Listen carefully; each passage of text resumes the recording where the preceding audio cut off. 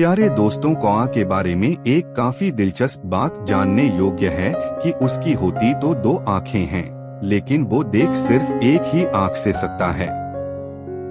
ऐसे में अब सवाल ये उठता है कि आखिर कौए की एक आंख ही क्यों होती है। इसके पीछे एक पौराणिक कथा काफी प्रचलित है। भगवान श्री राम ने एक बार क्रोध में आकर कौए की एक आंख फोड़ दी, लेकिन क्यों?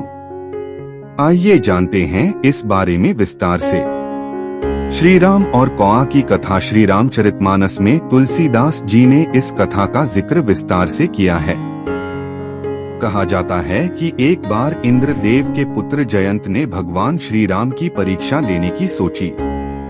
दरअसल में वो श्री राम की शक्ति की जानकारी लेना चाहते थे, इसीलिए उन्होंने कौए का रूप धारण कर लिया और माता सीता के पास पहुंच गए और माता के पैर को अपने चोंच से घायल कर दिया और वहां से भाग गए।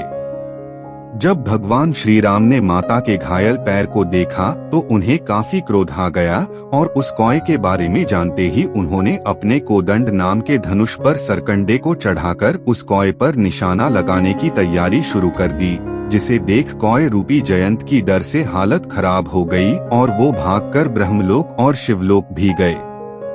फिर वो अपने पिता इंद्रदेव के पास गए तो इंद्रदेव ने उनसे कहा कि उस बाण से तुम्हारी रक्षा सिर्फ स्वयं भगवान श्री राम ही कर सकते हैं। इसके बाद वो भागते हुए भगवान श्री राम के चरणों में आकर गिर गए और अपने किए की माफी मांगने लगे। तब भगवान राम ने कहा कि वो इस बाण को वापस तो नहीं ले सकते हैं, लेकिन उससे कम आघात पहुंचा सकते हैं। ऐसे में श्री राम ने अपने उस बाण से कौए के रूप में मौजूद जयंत की एक आंख फोड़ दी। उसी दिन से कौए को एक आंख वाला माना जाने लगा। पितृपक्ष में कौए को भोजन कराने की है परंपरा। इसी कथा के अनुसार कौए की एक आंख फोड़ने के बाद भगवान श्री राम ने उसे वरदान दिया कि पितरों को अर्पित किए जाने वाले भोजन में से एक हिस्सा तुम्हें मिलेगा।